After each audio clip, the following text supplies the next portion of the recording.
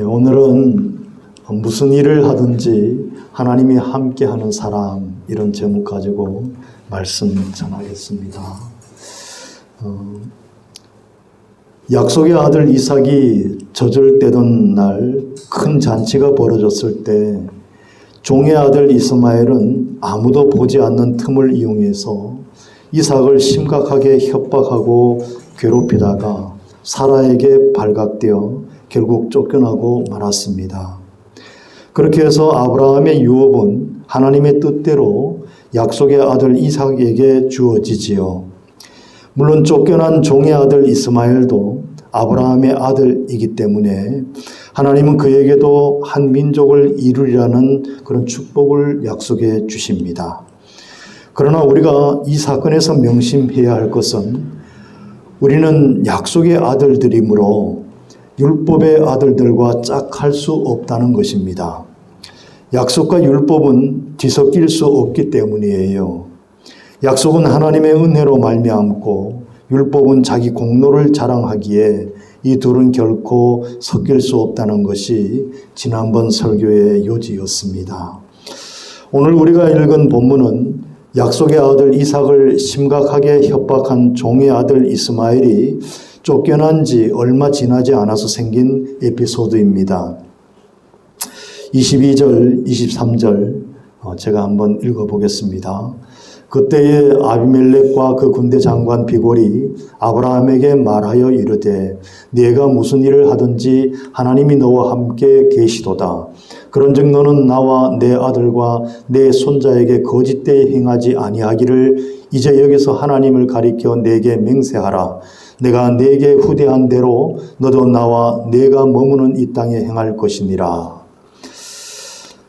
그랄 왕 아비멜렉이 어느 날 갑자기 아브라함을 찾아온 것은 사라를 자기 아내 삼고자 했다가 하나님의 개입하심으로 혼쭐이 난 뒤에 약 5, 6년의 세월이 지났을 것으로 보입니다.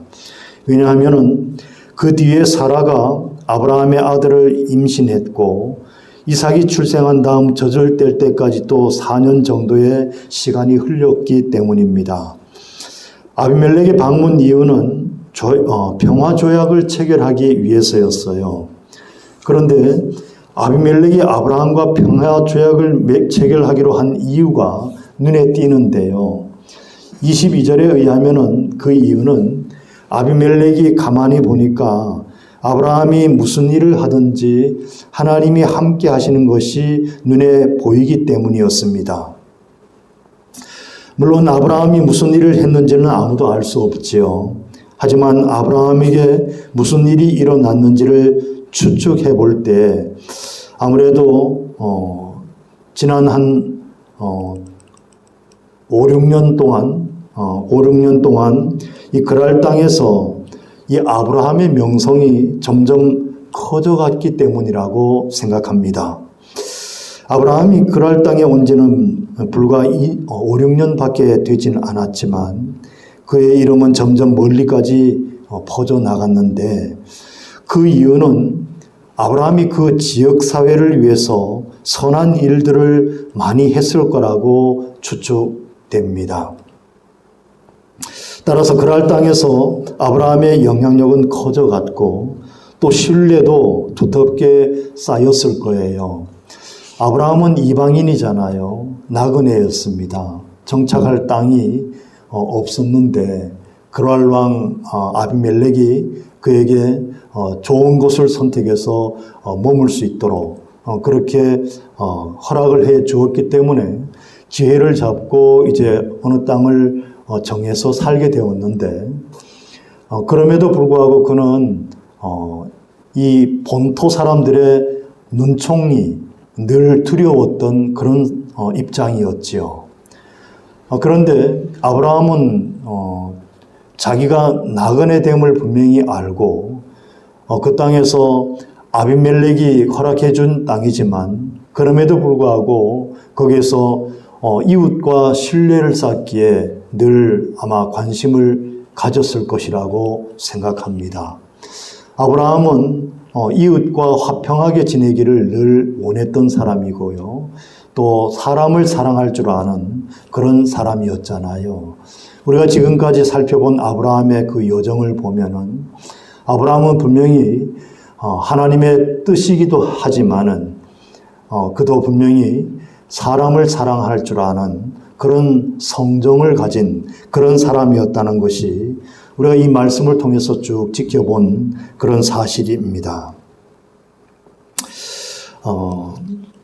물론 그렇게 해서 선한 일을 행하고 또 이웃에게 신뢰를 쌓아가는 것도 좋았지만 그렇게 영향력이 점차 커져간 데에는 좀 더 다른 이유도 분명히 있었을 텐데 그 이유가 양과 소 그리고 종들이 점점 많아져 갔다는 데서도 우리가 찾아볼 수 있을 겁니다.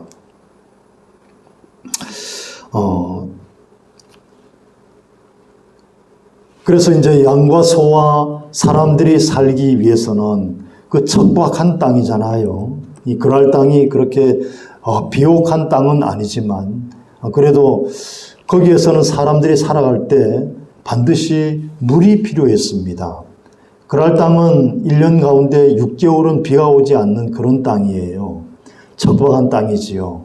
그러다 보니까 물을 구할 데가 없으면은 양도 죽고 소도 살 길이 없지요. 사람은 뭐 말할 것도 없습니다. 그래서 거기에서는 제일 중요한 것이 뭐겠어요? 우물이었습니다. 그래서 우물은 비가 잘 오지 않는 그 그랄 땅에서 부의 상징으로서 절대적인 그런 위치에 있는 그런 어떤 지역이었습니다. 그런 어떤 장소지요. 그래서 우물이 몇 개가 있는지 그것이 부의 척도였고 권력의 척도이기도 한 그런 때에 아브라함에게도 많은 우물이 있었던 것 같습니다. 그런데 아브라함이 소유한 우물의 수가 늘었다는 말을 하기 전에 먼저 아비멜렉과 그의 군대 장관 비골에 대해서 설명해야 할 것 같습니다. 왜냐하면 이것을 설명해야 왜 찾아왔는지, 어떠한 상태로 찾아왔는지를 설명을 해야 오늘 본문 말씀을 이해하기가 쉬울 것 같아서요. 아비멜렉은 평화조약을 체결하는 자리에 분명히 평화조약을 체결하려고 왔습니다. 23절에 보면은 그런 내용들이 있지요. 그런데 왜 그 자리에 권력의 상징이라고 할 수 있는 군대 장관 비골을 대동한 것일까요? 칼을 찬 장군이 평화와 어울리지 않는다는 것은 어린아이도 다 알 정도인데 그럼에도 불구하고 아비멜렉이 왜 그런 험악한 인상을 주면서까지 이 비골이라고 하는 군대 장관을 대동했을까요? 그것은 이 평화조약을 체결함에 있어서 자신이 갑이 되고자 하기 위해서였습니다. 이 아브라함은 언제까지나 의리여야 했기 때문에 이 아비멜렉은 자신이 더 위에서 이 계약을 체결해야만 한다는 그런 상징성을 띠고자 비골이라고 하는 이 정말 당시 그 그랄 땅에서 가장 강력한 그런 어떤 권력의 상징이었던 이 사람을 대동하게 된 것이지요. 여러분도 아비멜렉에 대해서 잘 아실 거예요. 그는 사라를 자기 아내로 삼고자 데리고 갔지요. 그런데 데리고 갈 때 사라가 아브라함의 동생이라는 사실만 확인하고 아브라함에게 허락을 받지도 않았습니다. 그를 데리고 갈 때 그랬지요. 그리고 신부 측에 자신의 아내를 삼고자 했다면은 이 신부 측에 분명히 지불해야 하는 신부 지참금이 있어요. 신랑이 지참금이 있지요. 그 지참금도 지불하지 않고 사람만 붙잡아간 이력이 있는 그런 사람이었는데 그런 사실로 미루어 볼 때 그는 분명히 폭력에 익숙했던 그런 세상 왕들 가운데 한 사람임이었음이 분명합니다. 힘이면 최고고 권력이 센 자가, 힘이 센 자가 당시 주름 잡았던 그 시대상을 바로 이 아비멜렉이라는 왕도 분명히 그대로 나타내고자 했던 거예요. 만일 하나님께서 개입하지 않으셨다면 모든 일을 힘으로 해결할 사람이었던 것이 이 아비멜렉이었습니다. 그렇지만 다행스럽게도 하나님께서 그와 그의 집을 징치하심으로써 사라를 돌려보냈을 뿐 아니라 비로소 손해배상금에 해당하는 양과 소와 종들을 아브라함에게 지불했고 또 자신의 영토에 마음대로 거주해도 좋다고 그런 허락을 해주게 된 것이지요. 본문 23절은 그처럼 힘을 동원해서라도 계약 체결에서 우위를 점하고자 하는 이 아비멜렉의 성향이 고스란히 나타나 있습니다. 아비멜렉이 한 말을 가만히 살펴보면 그의 아나무인인 성격이 잘 드러나고 있습니다. 그러나 아브라함이 자신에게 거짓말을 말하고 행한 것, 거짓을 말하고 행한 것을 질책하고 있습니다. 먼저 보면은 어떤 상황을 말하는 거죠. 아브라함이 사라를 자기 여동생이라고 거짓말한 것, 그리고 그로 인해서 하나님으로부터 심각한 형벌을 받을 뻔했던 그 일을 아브라함에게 다시 상기시켜 주면서 질책을 하고 있는 거예요. 책망을 하는 겁니다. 책망을 한다는 것은 상대방에게 유리한 입장에 서고자 하는 것이 계약할 때에 언제나 이 갑이 되고자 하는 사람들의 성향이지요. 여러분도 이제 계약을 할 때 보면은 유리한 위치에 서려고 언제나 이런 자신의 목소리를 크게 내는 그런 사람들이 늘 있었을 거예요. 그래서 그런 어떤 책망을 하면서 다시는 그런 거짓말과 거짓된 행동으로 자신과 그의 아들에게 행하지 않을 것을 하나님을 가리켜 맹세하라고 요구하고 있는 거예요. 이제 맹세를 하면서까지 이 계약 조건에 임하기를 그렇게 요구하는 거지요. 상당히 강압적이죠, 사실 보면은. 그리고 덧붙이기를 내가 네게 후대한 대로 너도 나와 네가 머무는 이 땅에 행할 것이니라 이렇게 요구합니다. 그런데 여기서 아비멜렉은 자신이 아브라함에게 후대한 것을 여기 단어로 보면 헤세드라고 하는 히브리어를 썼어요. 그런데 헤세드는 본래 진실하고 또 변함이 없이 성실하신 하나님의 성품을 나타낼 때 쓰는 단어입니다. 그런데 여기서는 사람이 사람에게 베푼 자비와 사랑, 그런 어떤 친절함을 이 헤세드라는 단어를 이 아비멜렉이 사용했어요. 사용하는 것까지는 좋습니다. 그런데 아비멜렉이 아브라함에게 진실한 자비를 베푼 적이 있을까요? 아비멜렉이 사라를 아브라함에게 돌려줬다고 해서 그것이 아비멜렉이 베푼 자비가 될 수 있습니까?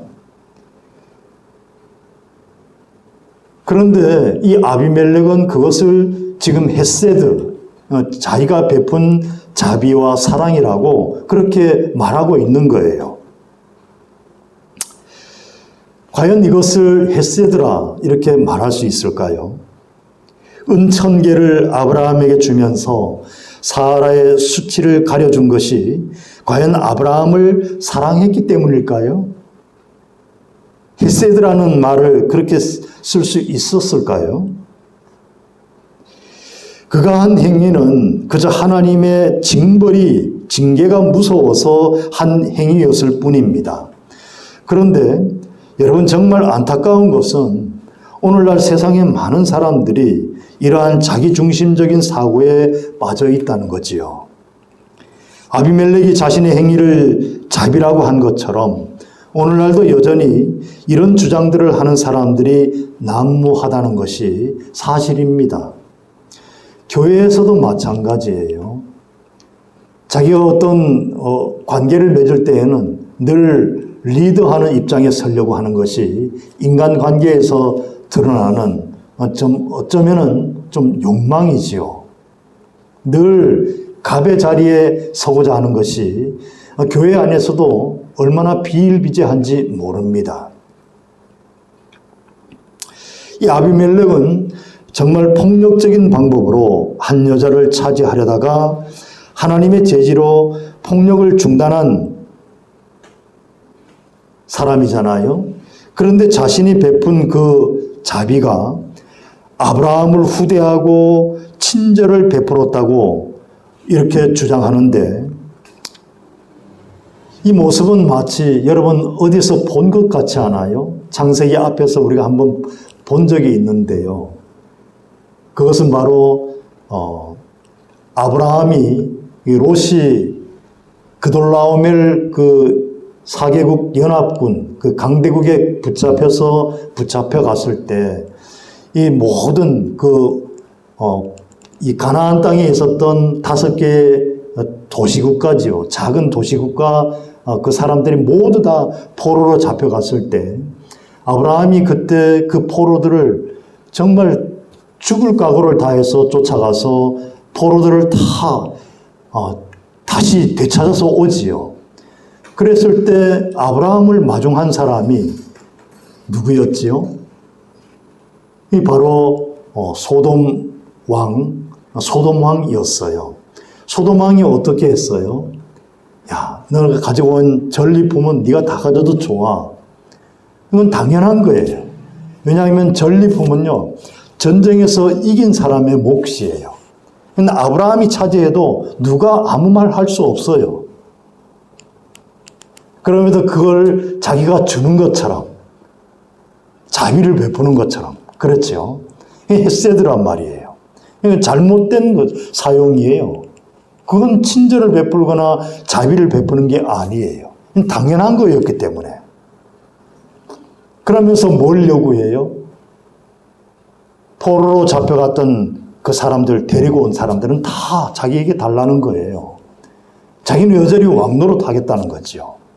굉장히 알량한 그런 어떤 못난 어떤 소돔 왕을 우리가 볼 수 있었는데, 그 뻔뻔함이 바로 여기 이 아비멜렉에게서도 고스란히 드러나고 있는 것입니다.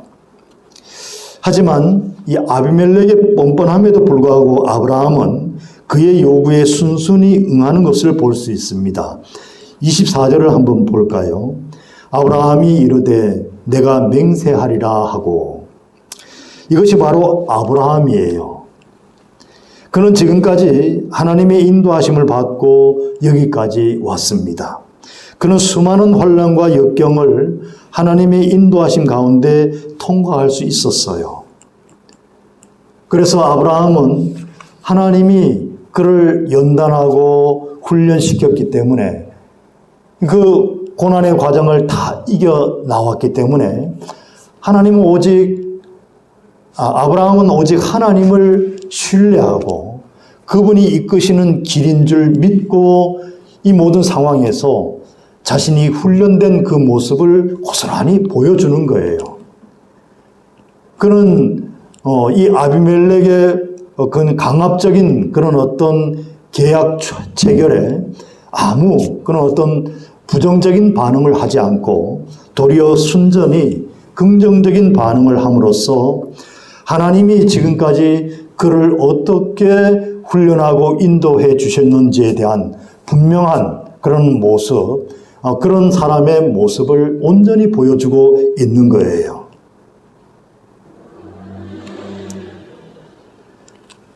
아브라함이 보인 이 순종적인 반응은 결코 이 아비멜렉이 대동한 이 비골과 같은 정말 당대의 가장 훌륭한 장수였던 그런 사람이 두려워서 이렇게 순종한 것이 아니에요. 그건 비굴한 순종이겠죠. 복종이지요. 그러나 아브라함은 그런 순종 결코 하지 않습니다. 아브라함이 보인 순종은 오로지 하나님께서 그를 빚으셨기 때문에 나온 그런 순종이에요. 그래서 그는 무슨 일을 하든지 하나님이 함께하는 사람이 될 수 있었던 것이지요. 이 아비멜렉이 아브라함을 제일 먼저 호칭하는 것이 네가 무슨 일을 하든지 하나님이 너와 함께 계시도다. 너는 아브라함, 너는 정말 무슨 일을 하든지 하나님이 늘 함께하고 있는, 함께하는 그 모습을 내가 늘 봐왔어. 너의 주변 사람들이 다 그런 말을 해. 라고 하는 그런 말이었어요. 얼마나 정말 멋있습니까, 여러분? 누군가가 여러분에게 당신은 무슨 일을 하든지 하나님이 당신과 함께하는 사람인 것 같아요. 라고 하는 이런 고백을 듣는다면 정말 기분이 정말 하늘로 날아 올라갈 것 같습니다. 그렇지 않습니까? 아브라함은 지금 이런 말을 듣고 있는 거지요. 그런데 중요한 것은 그런 말을 하면서 오히려 아브라함 위에 서려고 하는 이 아비멜렉에게 정말 무슨 일을 하든지 하나님이 함께 하는 사람으로서의 모습을 아브라함은 정말 철저하게 완전하게 그렇게 보여주고 있다는 거지요. 이제 여러분은 아브라함이 왜 무슨 일을 하든지 하나님이 함께 하는 사람인지 좀 더 구체적으로 보게 될 것입니다. 25절부터 27절까지 제가 한번 읽어보겠습니다. 아비멜렉의 종들이 아브라함의 우물을 빼앗은 일에 관하여 아브라함이 아비멜렉을 책망하며 아비멜렉이 이르되 누가 그리하였는지 내가 알지 못하노라. 너도 내게 알리지 아니하였고 나도 듣지 못하였더니 오늘에야 들었노라. 아브라함이 양과 소를 가져다가 아비멜렉에게 주고 두 사람이 서로 언약을 세우니라.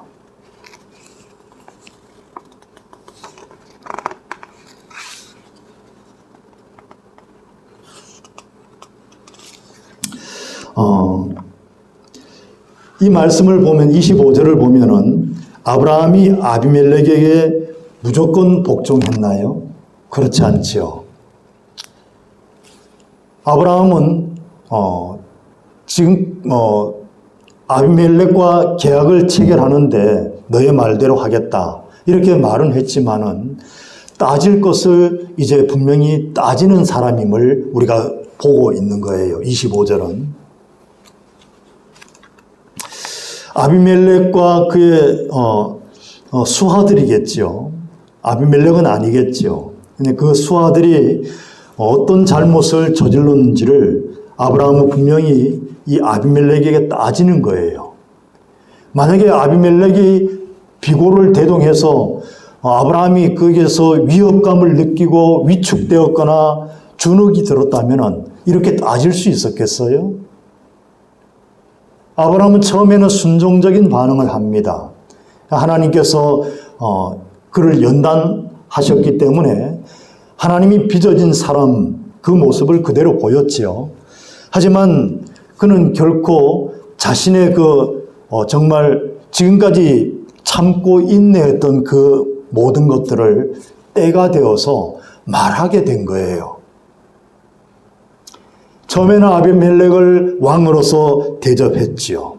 그러나 왕이기 때문에 무조건 복종하거나 아첨하는 그런 아브라함이 아닌 거예요.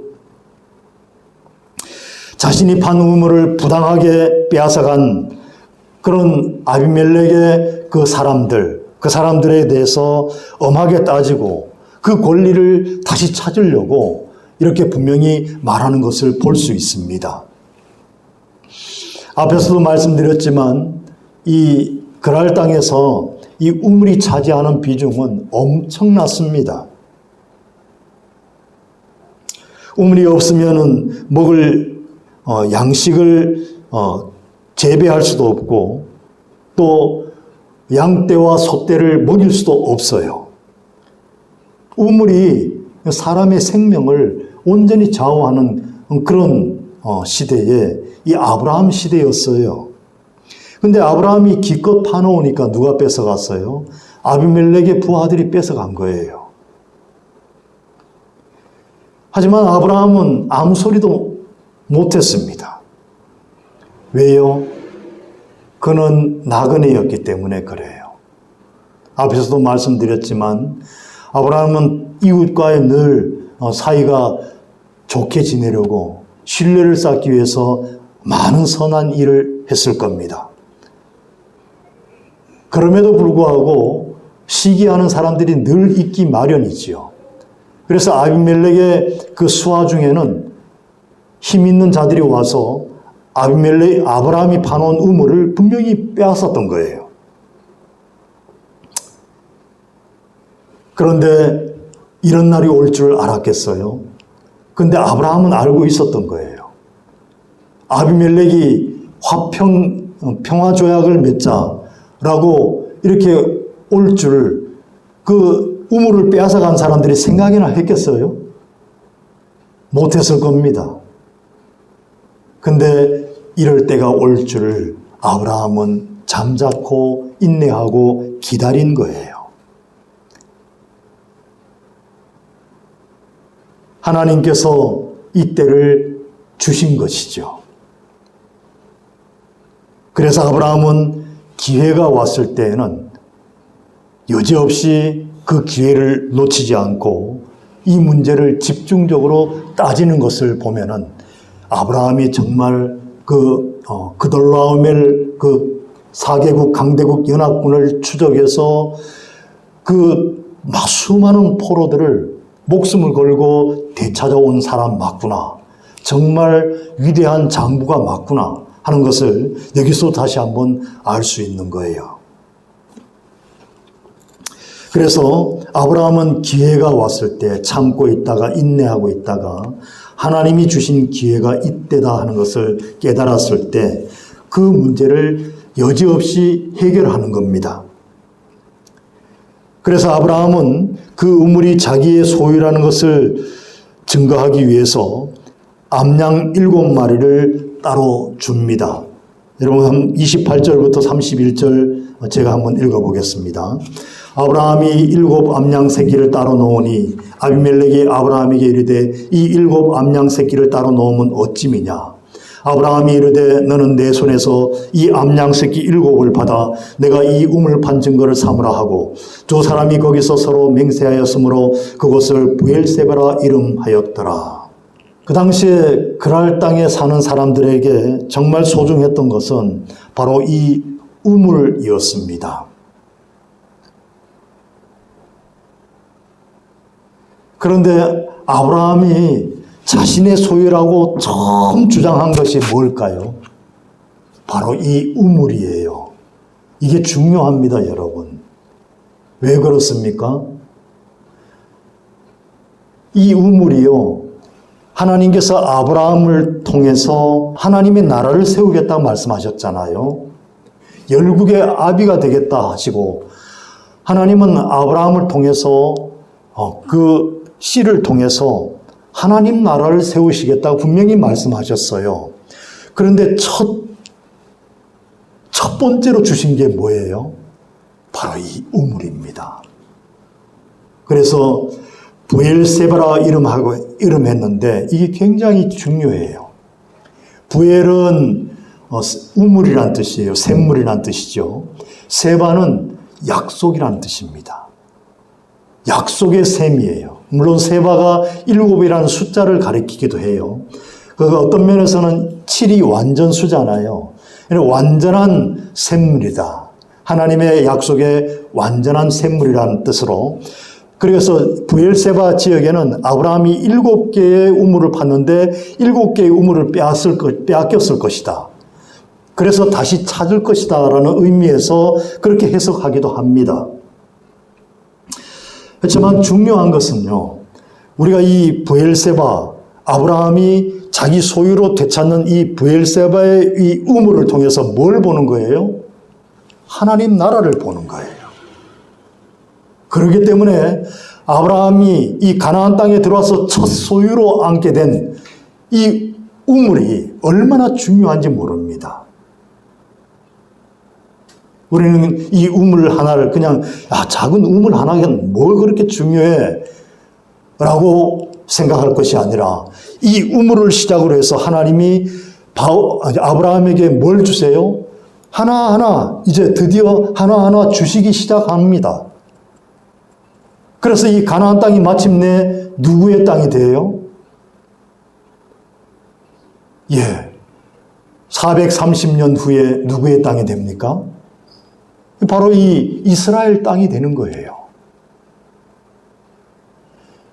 그것을 이 우물이요, 아브라함 소유로 되찾은 이 우물이 그것을 상징하는 거기 때문에 얼마나 중요합니까?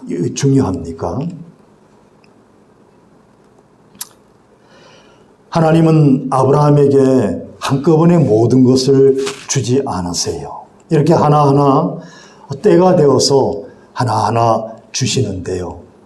물론 이삭을 주셨지만은 때가 되어서 주셨고요. 또 이 우물도 주셨는데 때가 되어서 주시는 거예요.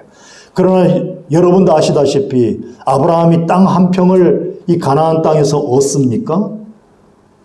물론 사라를 장례 지내기 위해서 그 무덤을 만들기 위해서 그 굴을, 막벨라 굴을 얻습니다. 삽니다. 그러나 그거는 어떤 주거지가 아니에요. 그냥 무덤으로 쓰기 위한 굴을 산 거예요. 그리고 아브라함 생전에 하나님이 약속하신 땅을 다시는 더는 안 주세요. 그냥 남의 땅에 얹혀 살게끔 만드세요. 그리고 그 땅은 수많은 세월이 지나가고 그때서야 주십니다. 그걸 뭘 상징합니까? 하나님 나라를 상징하는 거예요. 이삭의 씨로부터 받은 주시는 우리 주 예수 그리스도를 상징하는 거지요.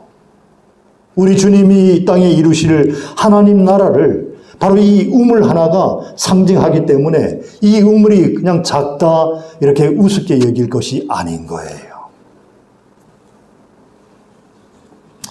여러분 아시다시피 아브라함이 이 그랄 땅에 오기 전까지 그 삶은 어땠어요? 긴장과 또 끊임없는 고난, 그게 연속되었지 않습니까? 그의 삶에 안정적인 어떤 모습이 있었습니까? 끊임없이 옮겨 다녀야 했고요. 끊임없이 문제들을 만나게 되었습니다. 그런데 이제 비로소 뭐가 주어진 거예요? 이 우물이 주어졌다는 거예요. 이 우물이 주어졌다는 것은 무엇을 말합니까? 아브라함에게 드디어 하나님이 주시는 안정적인 삶이 주어졌다는 것을 의미하는 거예요. 아브라함은 정말 아비멜렉을 비롯해서 그 주변의 많은 사람들에게, 그 이웃들에게 정말 하나님의 사람으로 그가 무슨 일을 하든지 하나님이 함께 하시는 것을 모든 사람들이 보았기 때문에 다른 사람들이 먼저 인정해주는 그런 사람이 되었던 거예요. 이 우물 하나 이렇게 브엘세바를 이렇게 찾아 회복했다는 것은 바로 그걸 의미하는 겁니다. 그래서 하나님께서 주신 그 안정을 찾았을 때 평안을 드디어 얻고 그에게 이제 그 인생에 정말 안정된 그런 어떤 삶의 순간이 찾아왔을 때 아브라함이 무엇을 한 줄 아십니까? 32절부터 34절까지 제가 한번 읽어보겠습니다. 그들이 브엘세바에서 언약을 세우며 아비멜렉과 그 군대 장관 비골은 떠나 블레셋 사람의 땅으로 돌아갔고 아브라함은 브엘세바에 에셀 나무를 심고 거기서 영원하신 여호와의 이름을 불렀으며 그가 블레셋 사람의 땅에서 여러 날을 지냈더라. 에셀 나무는 사막에서조차 정말 가뭄을 이겨내고 그 생명이 아주 길고 그 생명력이 엄청난 그 나무를 말해요. 하나님이 정말 안정된 삶을 주셨을 때 제일 먼저 한 일이 바로 이 나무를 심었다는 거예요. 나무를 심고서 하나님께 이런 말을 했어요. 영생하시는 하나님 여호와를 불렀습니다. 이게 뭐예요? 예배를 드렸다는 거예요. 근데 영생하시는 하나님 여호와, 이것은 엘 올람인데요. 정말 하나님은 사람이 세운 그 이방 신과는 전혀 다르다는 것을 아브라함이 다시 한번 경험하고 있는 겁니다. 그래서 아브라함은 하나님께서 그 안정된 삶을 주셨을 때 하나님께서 전능하시고 또 영원하신 분인 것을 깊이 그 마음속 깊은 곳에서 깨닫고 확신하고, 그러니까 이렇게 엘 올람, 영원하신 하나님이시여라고 그분의 이름을 부르며 거기에서 제사를 지낸 거예요. 얼마나 정말 아브라함이 감격했을까요? 이 감격은 말로 표현하기가 어려울 거예요. 고생해서 파놓은 우물 다 뺏어가 버리고 그랬는데 어느 날 갑자기 아비멜렉이 직접 찾아와서 평화조약을 맺자고 그렇게 제안을 하고 아브라함은 빼앗겼던 그 우물들을 다 찾아냅니다. 하나님이 주신 거예요. 이 언약을 세울 때에 부엘세바라고 이 약속의 샘물이라 하는 그 뜻으로 이 이름을 지었습니다. 그리고 거기에서 하나님을 제사 드렸어요.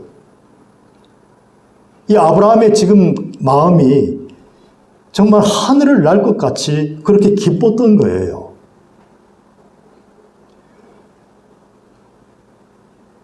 아브라함은 모든 것을 지금까지 그 숱한 어려운 환경을 다 이겨낸 것은 하나님께서 인도해 주심이었는데 그 인도해 주심이 오늘 또 이렇게 나타나고 있다는 데 대해서 아브라함은 감격하고 하나님 앞에 감사와 찬송으로 그 영광을 돌려드릴 수밖에 없었던 거지요. 이것이 오늘 이 말씀의 끝인데요. 그렇다면 여러분, 이 말씀이 우리에게 무엇을 전해줄까요? 오늘 이 말씀이 우리에게 전해주는 메시지가 과연 어떤 것일까요? 저는 이 메시지가 두 가지라고 생각합니다. 하나는 우리 모두는 이 세상을 살아가는 그런 실존적인 존재예요. 우리는 현실에 정말 가장 충실하게 살아야 하는 그런 사람으로 부름받았습니다. 우리가 현실을 도외시하거나 이 현실을 초월해서 그냥 하나님만 예배하고 그럴 수는 없는 거예요. 하나님은 그런 사람을 원하지도 않으세요. 현실을 직시하지 못하는 사람은 하나님을 바라볼 수도 없는 겁니다. 현실에서 우리가 어떻게 살아내냐가 그것이 우리의 신앙의 모습인 거예요. 그런데 우리는 다 같이 이렇게 실존적인 존재입니다. 현실을 맞닥뜨리고 현실에서 충실하게 살아가야 할 의무가 있는 사람들이에요. 그러다 보니까 우리는 이 현실에서 긴장과 불안, 그런 것들을 늘 내버려 둘 수 없는 그런 상황들이에요. 우리가 살아가는 이 삶이 고되요. 항상 기쁘거나 그런 일이 있습니까? 그렇지 않아요. 우리가 살아가는 사람은 어쩌면 걱정거리가 너무 많습니다. 실제로 문제도 많이 있고요. 고통도 많이 있고 아픔도 따를 수 있고 현실적인 문제가 녹록지 않습니다. 아무리 그리스도인이라도 마찬가지예요. 그런데 오늘 이 말씀은 이 아브라함이 얻은 정말 하나님이 주신 안정된 삶, 이것은 우리 모두가 바라는 것이에요. 그런데요, 오늘 이 말씀을 통해서 우리가 하나 알아야 할 것은 분명히 이럴 때가 언젠가는 온다는 거예요. 여러분, 반드시 옵니다. 우리가 살아가는 삶 가운데에 하나님이 주시는 안정된 삶을 누릴 때가 꼭 와요. 아니, 어떤 사람은 그런 삶을 얻었다고 그렇게 고백하는 사람들도 많아요. 아직 얻지 못한 사람은 반드시 옵니다. 하나님을 온전히 바라고 이 현실에서 충실하게 살아가면은, 그리고 이 현실에서 살아갈 때 많은 문제, 고난, 이런 것들을 하나님이 주신 훈련이라고 그렇게 생각하고 그 훈련 과정을 이겨낸다면 반드시 안정된 삶이 반드시 오게 되는 거예요. 그게 오늘 이 말씀이 주시는 첫 번째 메시지입니다. 그런데 왜 여전히 고통스럽고 때로는 불안하고 불안정하고 염려가 되고 문제에 직면하는 줄 아세요? 앞에서 잠깐 말씀드렸지만은 우리가 준비되지 않았기 때문에 그렇습니다. 여전히 자기중심적이고 여전히 자기 영광을 쫓아가기 때문에 하나님은 아직 그 안정된 삶, 그것을 주지 않으시는 거지요. 우리가 이것을 꼭 기억해야 합니다.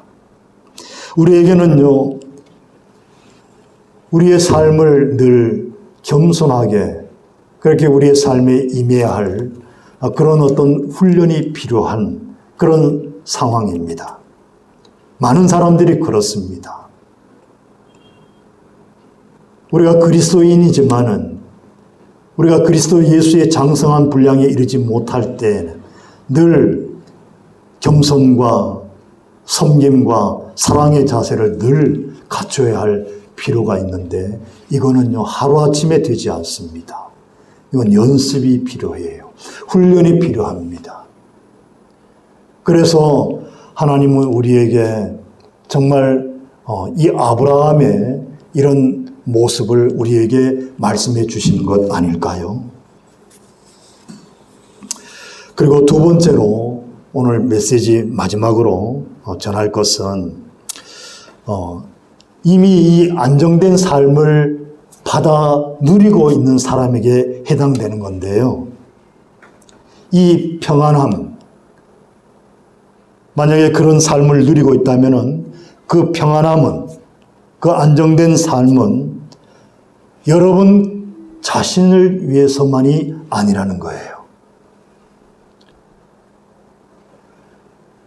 여러분이 하나님이 주신 안정된 삶을 산다는 것은 다른 사람을 위해서라는 것도 반드시 염두에 두어야 하는 것입니다. 그래서 여러분, 참된 그리스도인들은요, 이 안정된 삶을 딱 받게 되면은, 거기에 도착하게 되면은 마음껏 즐기는데 절제합니다. 마음껏 즐기지 않아요. 아무리 편안하고 내가 아무리 안정감을 찾았고 내 삶이 정말 세상이 나를 어떻게 해 볼 수 없는 그런 상황에 있을지라도 정말 좋지요. 얼마나 복 있는 상황입니까? 그러나 그런 사람들이 늘 보면은 깨어 있어요. 왜요? 앞에서 말씀드렸다시피 이미 훈련되어 왔습니다. 그런데 이 훈련된 것은 그가 안정된 삶을 찾았을 때 절제로 이끌어갑니다. 즐김도 이 편안함도 절제가 필요한 거예요. 왜요? 이 절제해서 이 편안함, 내 편안함을 다 누리지 아니하고 절제해서 쌓아놓고 쌓아놔야 하는데요. 왜 그렇습니까? 그것은 이제 곧 닥칠 영적 전쟁이 있기 때문에 그래요. 우리 그리스도인은요, 영원히 이 땅의 삶 가운데 영원히 영적인 전쟁에 늘 임해야 합니다. 우리가 아직 이 안정된 삶을 누리지 못했던 아니면 안정된 삶을 누리든 어떤 상황에 있든지 간에 누구도 예외 없이 그리스도인들은 영적 전쟁을 늘 수행하는 사람입니다. 그런데 영적 전쟁에 어떻게 임할 거예요? 그것이 바로 이 아브라함이 했던 거예요. 아브라함이 뭘 했을까요? 이제 안정된 삶을 얻었어요. 제일 먼저 이 에셀 나무를 심었지요. 그러고 나서 하나님을 먼저 찬양하고 예배했습니다. 엘 올람이라 그래서 하나님을 먼저 찬양했어요. 영원하신 하나님. 그분께 영광을 돌리는 걸 쉬지 않았어요. 그러고 나서 한 일이 뭔 줄 아세요? 여기에서 우리가 볼 수는 없지만 이제 보게 됩니다. 무엇을 보게 됩니까? 이삭을 만나게 돼요. 다음 주가 되면 이제 이삭을 모리아산에 갖다 바치라고 하는 그 하나님의 요구사항을 아브라함이 어떻게 해요? 순종합니다. 어떻게 순종합니까? 이 안정된 삶에서 하나님을 예배하고 절제했기 때문에 그래요. 그걸 감당할 수 있는 힘이 생겼던 거예요. 그리고 또 한 가지는 이삭을 훈련시켰어요. 어떻게 해요? 우물을 파낼 때 항상 이삭이 있었어요. 그래서 여러분도 이제 점점 이삭으로 넘어가게 됩니다. 23장부터 이삭으로 넘어가게 돼요. 주인공이요. 그때 보면 이삭이 어떻게 해요? 이삭도 헤브론에 갔다가 어떻게 해요? 다시 이 그랄 땅으로 오게 됩니다. 그때 어떻게 해요? 아버지가 팠던 그 우물을 생각하는 거예요. 이삭이 와서 땅을 파고 우물을 파고 자기가 이제 우물을 파요. 그래서 이제 풍성한 열매를 얻었어요. 근데 아니나 다를까 이 본토에 있던 그 본토인들이 이삭을 시기하고 질투해서 그 우물을 빼앗고 그 우물을 덮어버려요. 근데 어떻게 해요? 그러니까 아브라함, 이삭에게 그런 일이 우물을 팠던 곳을 늘 이삭이 이제 자기가 판 우물이 다 덮여져 가요. 그런데 이삭이 그때마다 장소를 옮겨가면서 무엇을 생각했을까요? 아버지가 팠던 우물을 생각하는 거예요. 그게 어디 있는지 다 알고 있는 거예요. 그래서 그 우물을 찾아가서 거기서 그 우물을 그 사람들이 덮어버린 그 우물을 다시 파내고, 그러니까 거기에 또 샘물이 브엘세바지요. 브엘세바. 약속의 샘물이 끊임없이 넘쳐나는 거예요. 그래서 아브라함이 어떻게 해요? 이 안정된 삶 속에서도 자기 다음 세대를 어떻게 해요? 훈련했다는 것이 굉장히 중요한 사실입니다. 오늘 이 메시지는 바로 우리에게 그것을 알려주고 있는 거예요. 여러분 이해되십니까? 예. 우리는 틀림없이 아브라함이 그랬던 것처럼 그랄 땅에서 하나님이 주시는 안식을 취할 날이 올 겁니다.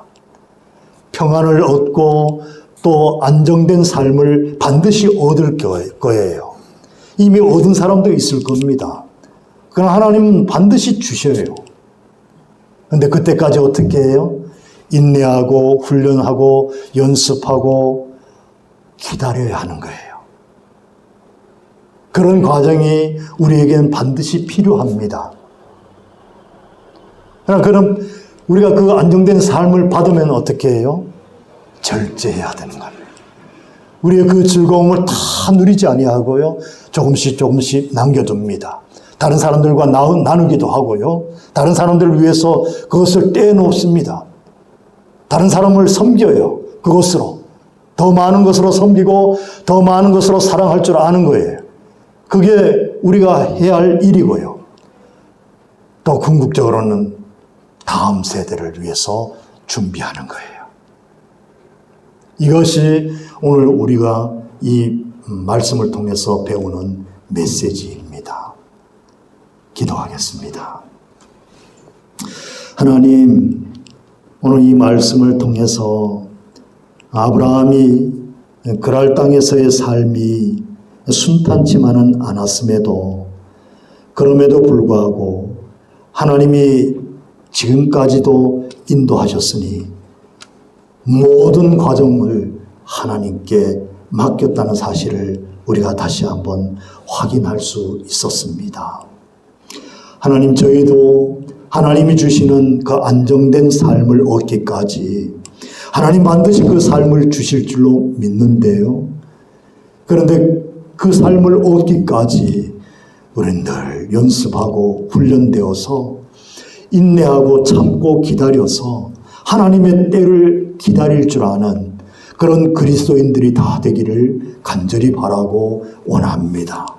그리고 안정된 삶을 얻게 될 때 그 즐거움, 그 기쁨을 다 누리지 아니하고 절제하고 다른 사람들을 위해서 사용하고 섬기고 사랑하고 그런 것으로 다 내어주며 또 다음 세대, 그 다음 세대를 위해서 그들을 세워낼 줄 아는 우리 선한 이웃교회가 되기를 간절히 바라고 원하옵나이다. 오늘 주신 이 메시지 꼭 붙들고 앞으로의 우리의 삶에서 온전히 이런 그리스도인들로 아브라함과 같이 정말 무슨 일을 하든지 하나님이 함께하는 사람, 그런 사람 되기를 간절히 바라고 원하오며 예수님의 거룩하신 이름으로 기도드립니다. 아멘.